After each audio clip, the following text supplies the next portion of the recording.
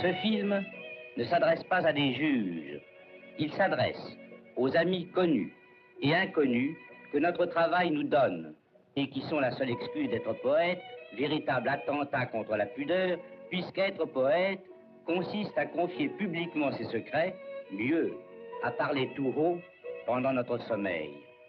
C'est pourquoi ce film cherchera ceux qui lisent les chiffres, qui se donnent la peine de lire les chiffres, entreprise à quoi l'esprit répugne, mais que le cœur exécute avec une facilité remarquable.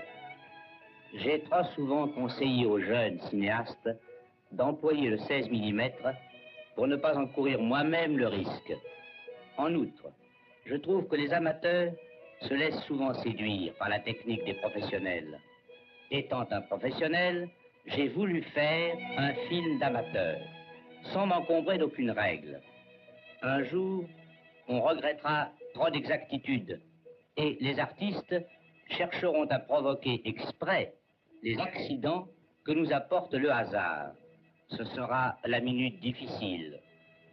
Le contre-type Kodachrome perturbe les couleurs à sa guise et de la manière la plus inattendue. Il crée, en quelque sorte.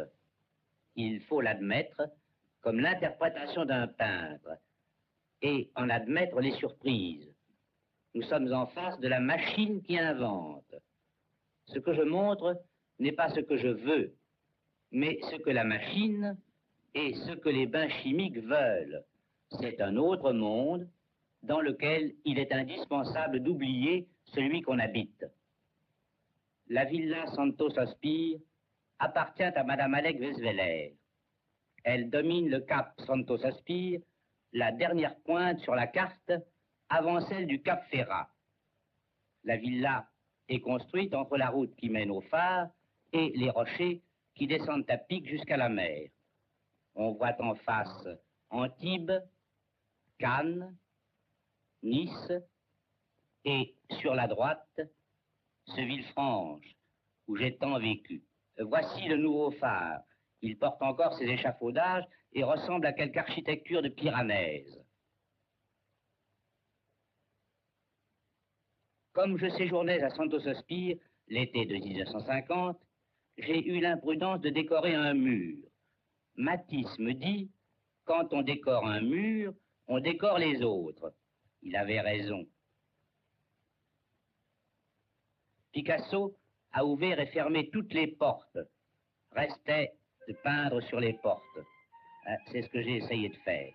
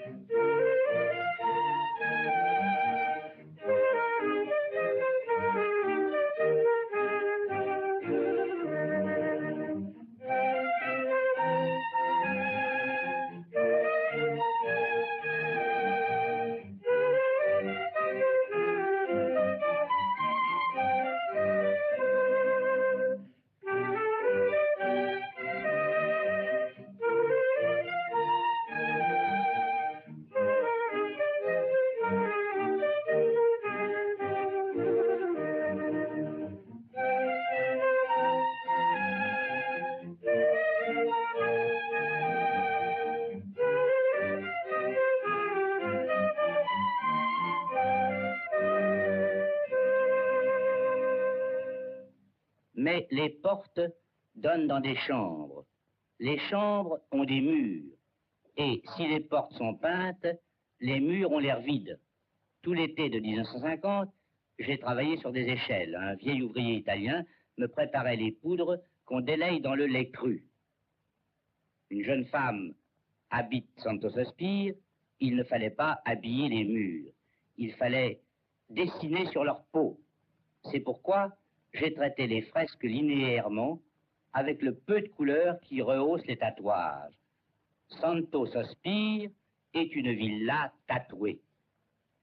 Le premier tatouage de la grande salle est au-dessus de la cheminée, elle-même tatouée de feuilles. Il représente le mythe du soleil. À droite et à gauche, vous verrez les prêtres du soleil, les pêcheurs de Villefranche.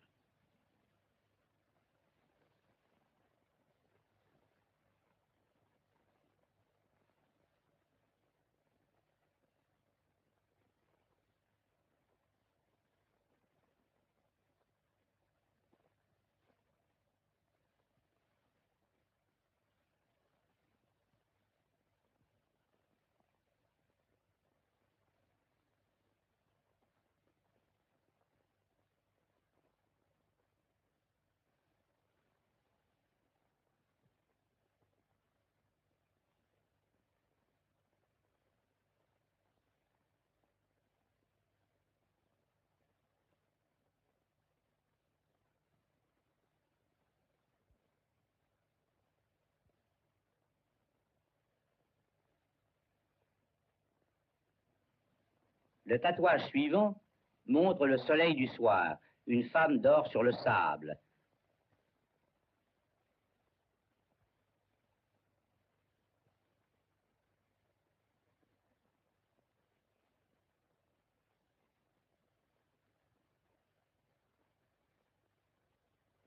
Sa tête repose à l'angle de la porte du vestibule.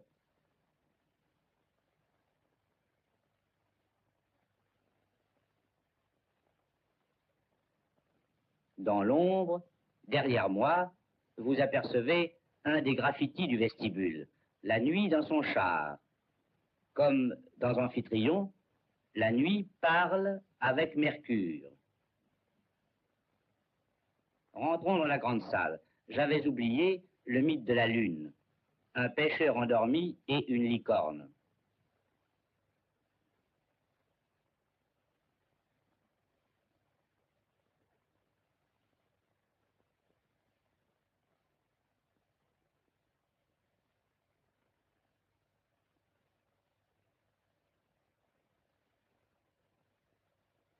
La salle est dite de la fosse grecque à cause de la fosse grecque qui entoure la baie d'une salle à manger sans tatouage et où se trouve la tapisserie que je vous présenterai plus tard.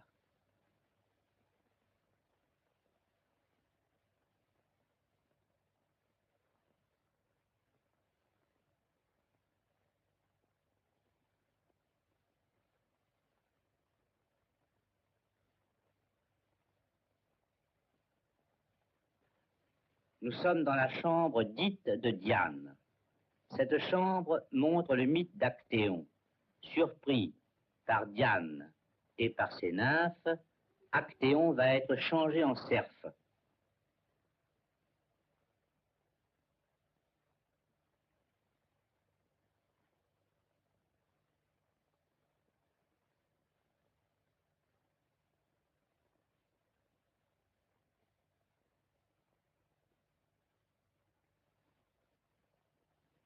Diane surprise.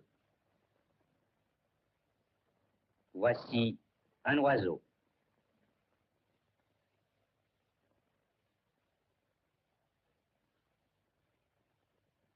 Voici un autre oiseau. Voici un troisième oiseau.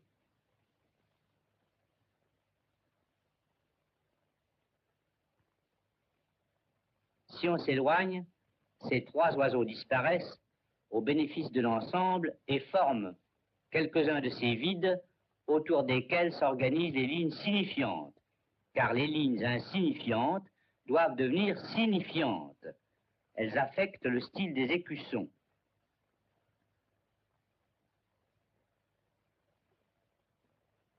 Les tatoueurs des ports s'inspirent de catalogues et de cartes postales. J'ai respecté cette tradition, mais je me suis inspiré des baigneuses de Renoir.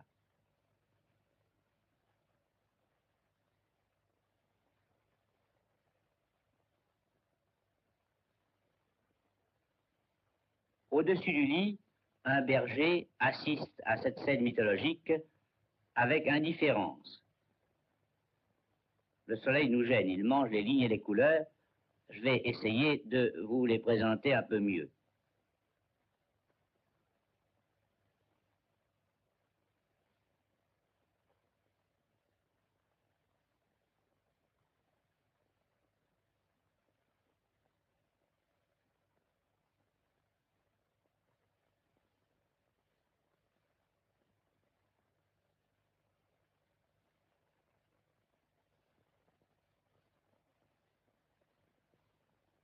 Une minuscule antichambre précède la chambre que nous venons de visiter.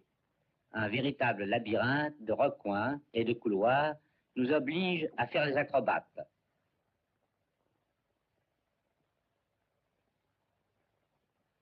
À droite du lecteur endormi, on dort beaucoup sur ces murs. L'escalier mène aux chambres du bas. La voûte, qui montre le génie du sommeil, est la seule fresque peinte de la villa. Mon travail de peintre n'y était pas commode. J'oubliais qu'il y avait des marches, je reculais, et je suis plus d'une fois tombé à la renverse.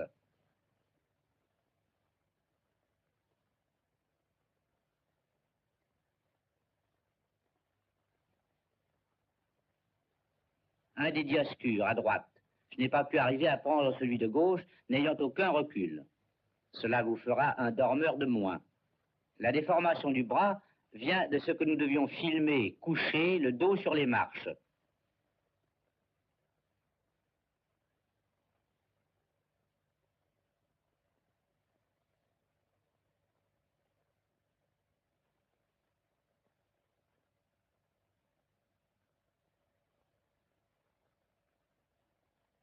Autre graffiti d'après un modèle de Renoir.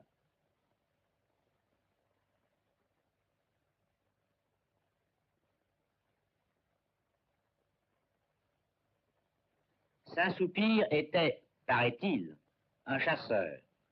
Voici le centaure de l'antique Antipolis sur lequel est monté le saint. Armé de son arc, il lui désigne le gibier et la route. L'étroitesse du couloir nous empêche de filmer le total. On ne peut que le deviner par fragments à travers les portes.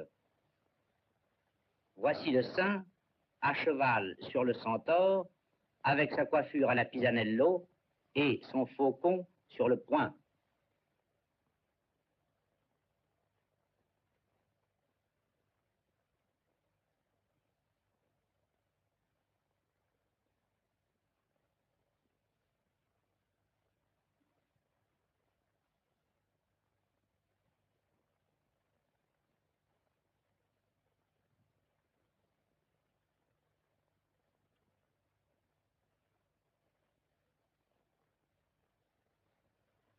On ouvre une porte que vous connaissez déjà. Voici la chambre des boucs, dite chambre des sages.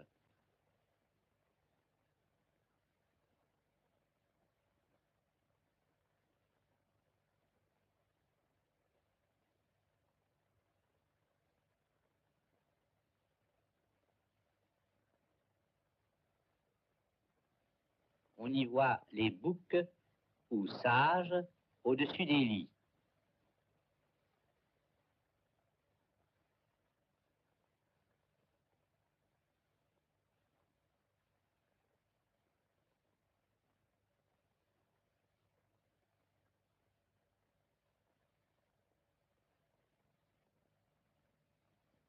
En face des lits, le chèvre-pied, les licornes et les vagues.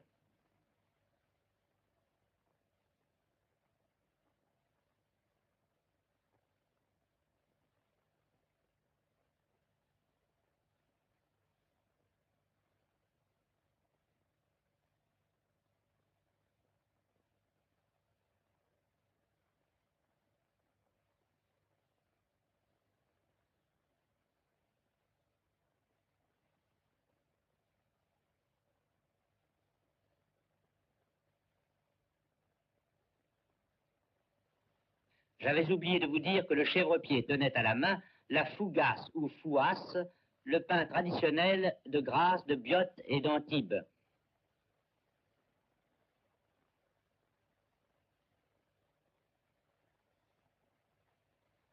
Depuis la transformation du musée Grimaldi, les marchands d'Antibes l'appellent main de Picasso. Voici une fougasse avant d'avoir été coupée.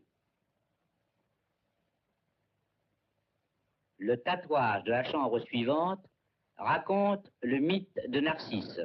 La chambre est dite chambre d'écho. Les moustiquaires sont hélas indispensables. Dans cette chambre, on voit Narcisse et plusieurs figures de la nymphe Écho qui répètent son nom, tatoué en rouge.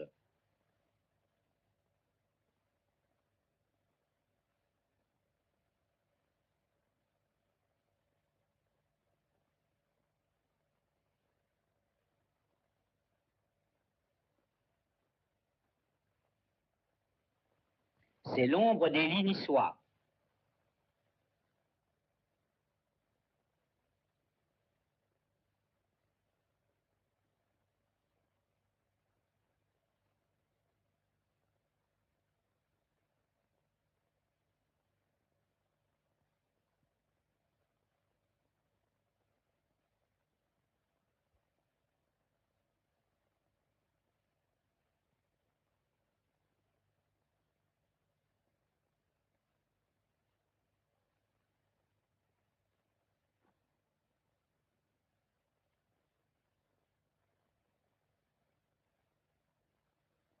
Voici une autre chambre, dite de l'initiation des Bacchantes. Deux jeunes femmes sont initiées par les Bacchantes. Nous reculons jusque dans le jardin.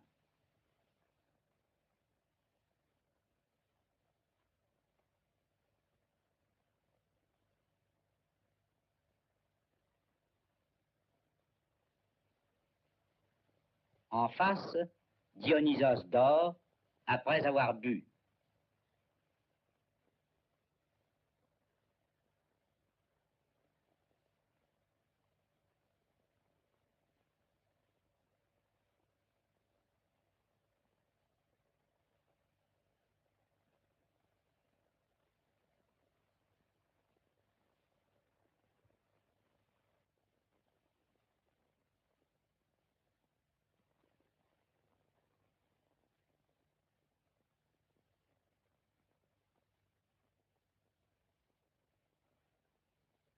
Il arrive souvent que l'acte de tatouer mène à l'acte de peindre. En 1951, la villa étant tatouée, j'ai commencé à peindre.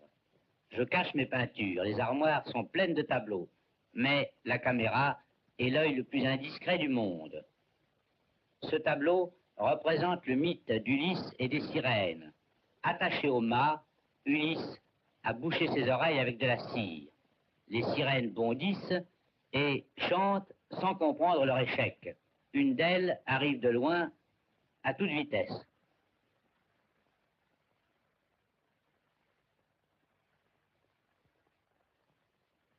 Un marin attaché a enfoncé son bonnet sur ses oreilles.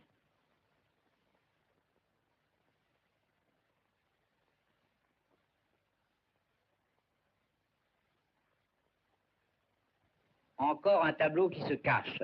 C'est le mythe de Phèdre et des nonnes.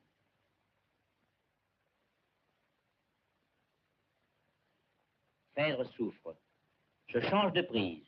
Je passe sur son visage qui exprime l'indifférence autant qu'il fait.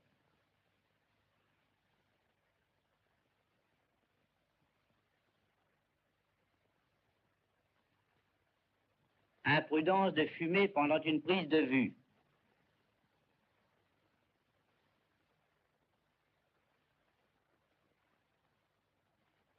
Quand on ne sait plus où mettre les toiles, on les accroche aux arbres. Orphée attaqué par les Bacchantes.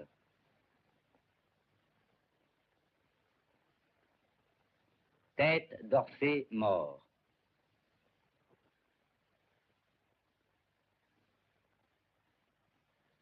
Voici la tentation du Christ sur la montagne.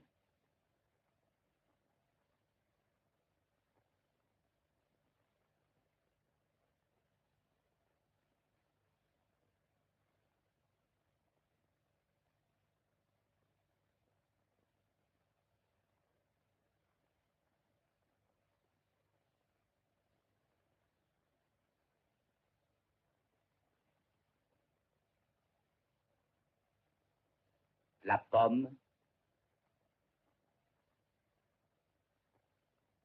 Satan est charmant, bien sûr, il tâche de convaincre. Le Christ n'écoute que d'une oreille, l'autre est ailleurs. Voici des briques peintes.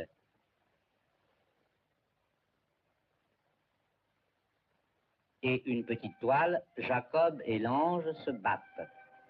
Encore un Orphée, Orphée au feuillage.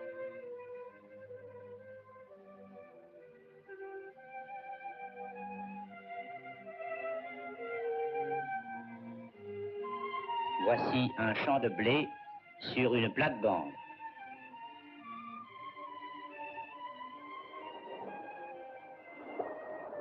Voici Orphée Laurée au bord de la mer.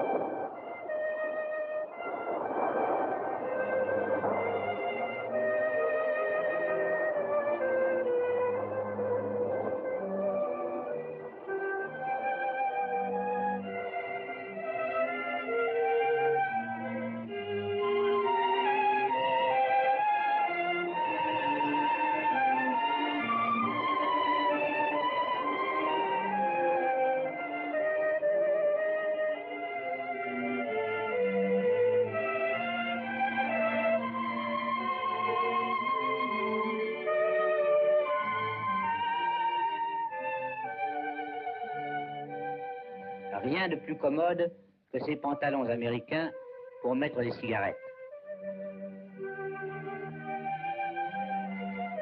Il m'arrive de peindre, faute de place, dans un atelier en construction entre la villa et le phare.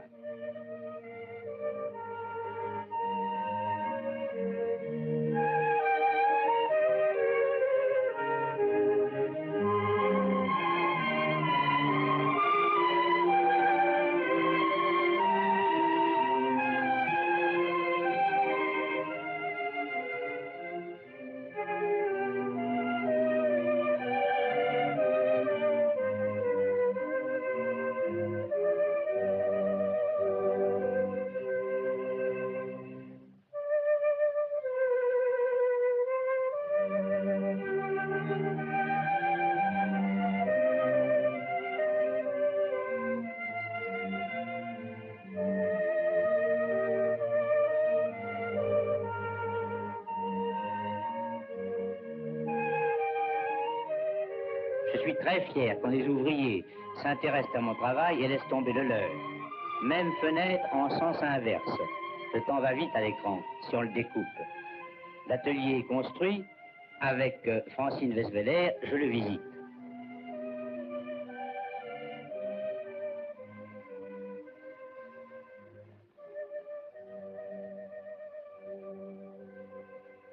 S'il entrait dans ma nature d'être jaloux, je le serais des toiles d'Édouard d'Hermite.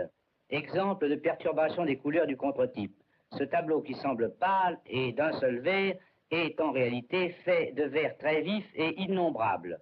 C'est la seconde fois avec Jean Marais qu'un de mes acteurs m'étonne en se mettant à peindre. Il est curieux de voir comment de très jeunes peintres contredisent déjà l'école abstraite au milieu de laquelle ils ont été formés. À mon âge, on n'a plus le temps de prendre des vacances. Mes vacances, c'est le travail. Quand j'écris une pièce, j'écris une pièce. Quand je peins, je peins.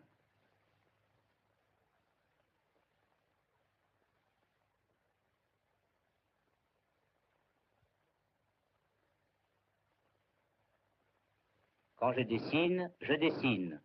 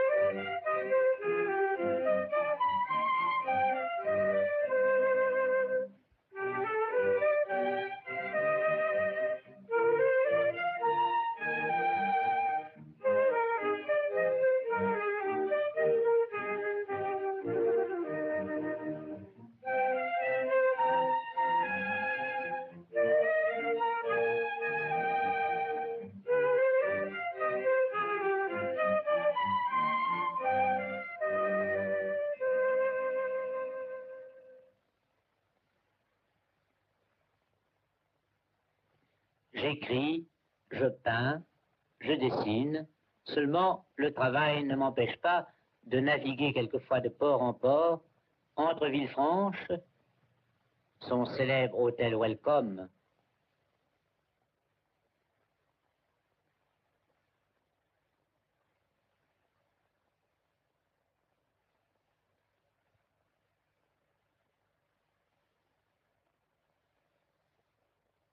entre Villefranche et l'admirable Porto Venere, avec ses bâtisses fantômes, ses rochers fantômes, son église fantôme, son fantôme de Lord Byron. Le travail ne m'empêche pas de monter quelquefois à cheval.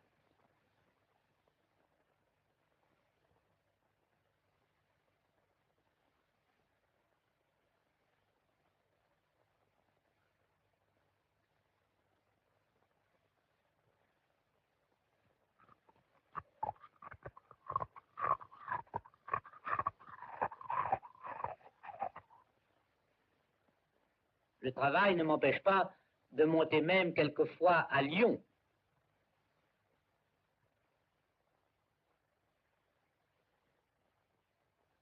Du reste, mon cheval et mon lion s'entendent à merveille.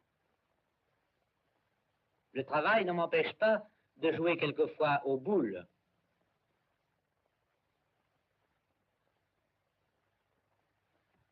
Ce cordial remplace avantageusement les cigarettes dans les salles de montage où il nous est défendu de fumer.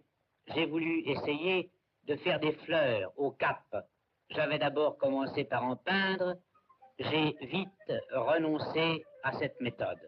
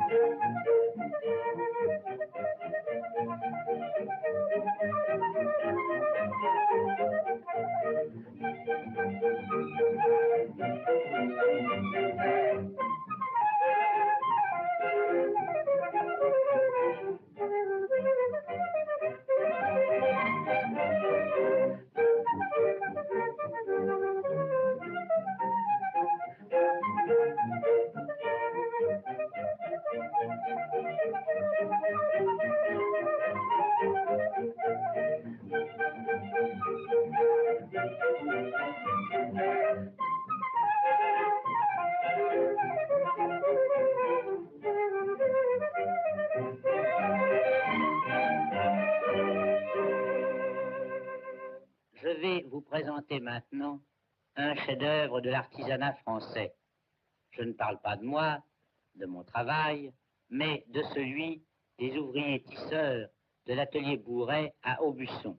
Je les surnomme des harpistes, car ils jouent sur des harpes de fil et modules. Matisse m'avait mis en garde contre l'absence de modulation qui provient des teintes plates de la tapisserie moderne. Ici, à 1 mètre, il m'est impossible de faire la différence entre la tapisserie d'Aubusson et les pastels frottés de l'original. La tapisserie de 3 mètres sur 3 mètres 50 représente Judith, après la mort de Holoferne. J'ai choisi exprès un sujet de prix de Rome. Judith a fait son coup. Elle n'est plus une femme. Elle est un sarcophage en marche, dépositaire de son histoire. Elle porte la tête de sa victime. Elle traverse au clair de lune les groupes des gardes endormis par sa servante.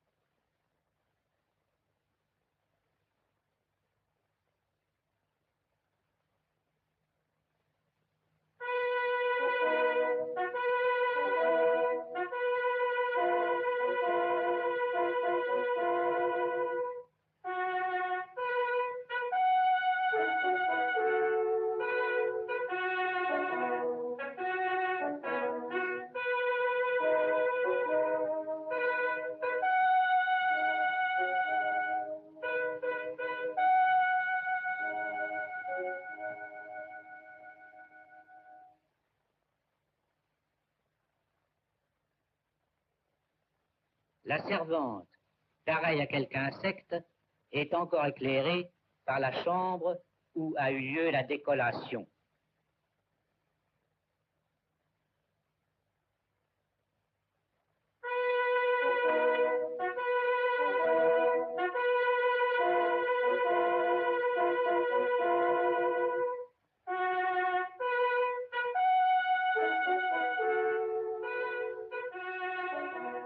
Une des bizarreries du contre-type Kodachrome, c'est qu'au lieu d'une tapisserie éclairée par devant, on croit voir un vitrail éclairé par derrière.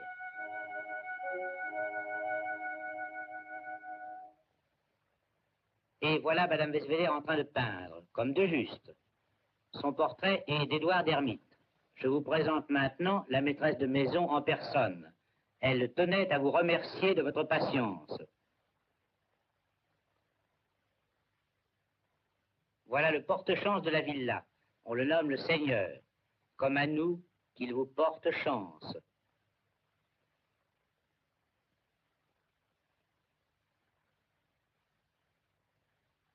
J'en profite pour remercier le docteur Ricou, vice-président du Ciné-Club de Nice, dont je suis le président d'honneur, et qui nous a beaucoup aidés dans notre tâche.